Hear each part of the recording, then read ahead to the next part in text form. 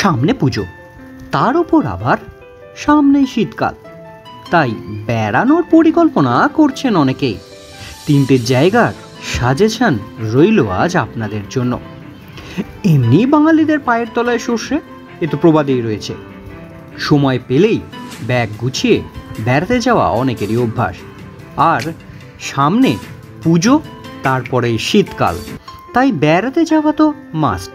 আর এখানে আমিও আজ কম আলোচিত ভারতের তিনটে জায়গার খোঁজ দেব, যেগুলো কিন্তু আপনারা প্ল্যান করে ফেলতে পারেন অনায়াসে। কারণ ভ্রমণার্থীদের তালিকার ওপরের দিকে যেসব জায়গাগুলো থাকে, তাতে যত দিন যাচ্ছে তাতে ক্রাউড বাড়ছে। আর বাঙালি চাই একটু নিরিবিলি, সঙ্গে প্রাকৃতিক সৌন্দর্য রয়েছে এখানে, যা আপনাদের মুগ্ধ করবে।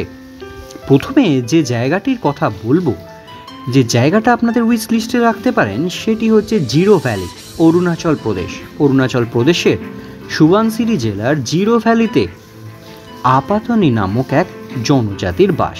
ভারতের অন্যতম প্রাচীন জনজাতি এই আপাতানি। এখানকার প্রাকৃতিক সৌন্দর্যে মুগ্ধ হবেন ভ্রমণ পিপাসুরা। কিন্তু এখনো পর্যন্ত খুব বেশি ভ্রমণার্থীরা এই জিরো ভ্যালিতে যান না। আপনি প্ল্যান করতে পারেন, এখানে রয়েছে শিব মন্দির, মেঘনাগুয়া মন্দির, ঘুরে দেখবার মতন জায়গা।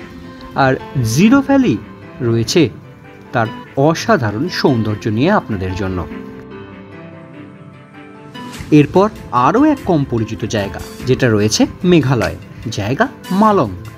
মেঘালয়ের ইস্ট খাসি হিলস জেলায় অবস্থিত মালং একটি ছোট্ট গ্রাম, যা একদম বাংলাদেশ বর্ডারের কাছে। প্রাকৃতিক সৌন্দর্য তো রয়েছে, সঙ্গে উপরি পাওনা এই গ্রামের পরিচ্ছন্নতা, এবং যা এশিয়ার সব থেকে পরিচ্ছন্ন গ্রামের পরিচয় লাভ করেছে বিশ্বের দরবারে। তার সঙ্গে ভারতের সব থেকে পরিচ্ছন্ন পরিষ্কার গ্রামও কিন্তু এটা। Living root bridge, sky view point, Borhill falls, balancing rock ঘুরে দেখতে পারেন। বেশ কিছু পর্যটক এই গ্রামে এখন যান। আর এই গ্রামের যত দিন যাচ্ছে তত পরিচিতিও বাড়ছে, আর বিদেশি ফরেনারদের কাছে এই গ্রাম অত্যন্ত জনপ্রিয় হয়ে উঠছে। তাই আপনিও কেন পিছিয়ে থাকবেন এই আমাদের দেশের মধ্যে এই স্বল্প পরিচিত সবচেয়ে পরিচ্ছন্ন গ্রাম ঘোরা থেকে। এরপর আসি হিমাচল প্রদেশেরই আরও এক হিডেন জেম খাজিয়ার। খাজিয়ারের নাম অনেকেই শুনেছেন। হিমাচল প্রদেশের ধর্মশালার কাছে খাজিয়ার প্রাকৃতিক সৌন্দর্যের জন্য বিখ্যাত।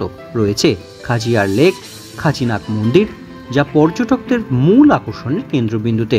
শীতের সময় এই জায়গা এক্সপ্লোর করবার জন্য আদর্শ। তাই কি ভাবছেন, যে কোনো তিনটের মধ্যে যে কোনো এক জায়গায় কিন্তু বেরিয়ে পড়তে পারেন পুজো, শীতকাল, যে কোনো সময়ে আপনাদের যখন ইচ্ছে হয়। ভিডিওটা কেমন লাগলো কমেন্ট করে জানাবেন। আর পুজোর আপডেট সঙ্গে এরকম বেড়াতে যাওয়ার হাল হদিশ কিন্তু এই চ্যানেলে পেয়ে থাকবেন, তাই চ্যানেলটির সঙ্গে জুড়ে থাকবেন।